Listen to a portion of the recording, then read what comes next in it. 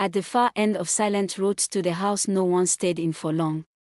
Its paint was forever peeling, no matter how often it was repainted, and its windows seemed to watch passers-by like unblinking eyes. People in the town whispered about it, but poverty and desperation always pushed someone new to rent it. Years ago, the house belonged to a wealthy man named Mr. Daramola, a respected figure by day and a monster by night. One evening, an innocent girl named Amora, barely 16, came to him seeking help after getting lost while running an errand. What happened inside those walls was never spoken aloud, but by morning, Amora was dead. In a panic, Mr. Daramola buried her beneath the house's foundation. Believing the earth would swallow his sin, he was wrong. After his sudden death, the house was put up for rent. The first tenant lasted only 3 weeks. He complained of footsteps at night, whispers calling his name, and a girl crying softly beneath the floor.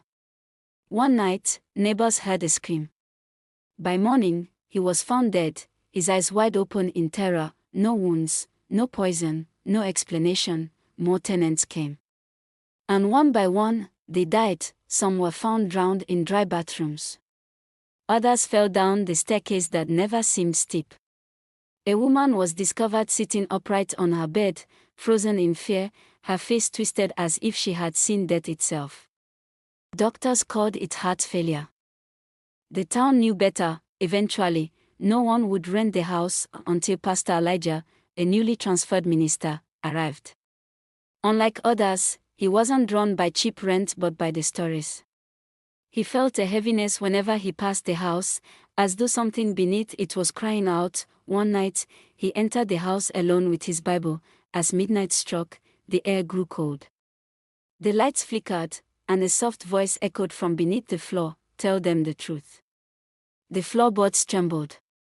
A shadow of a young girl appeared, her eyes filled not with anger, but sorrow. Pastor Elijah fell to his knees, praying aloud. The house shook violently as the Spirit revealed what had been done to her and where her body lay. At dawn, the pastor called the authorities. They dug beneath the house and found skeletal remains, along with jewelry matching a missing person report from years ago. Amora's. The truth shook the town. Mr. Daramola's crime was exposed, and Amora was given a proper burial. On the night she was laid to rest, neighbors saw a strange light rise from the house and fade into the sky. For the first time in years, the house fell silent. No more deaths followed. The house still stands on Silent Road, but it is no longer feared.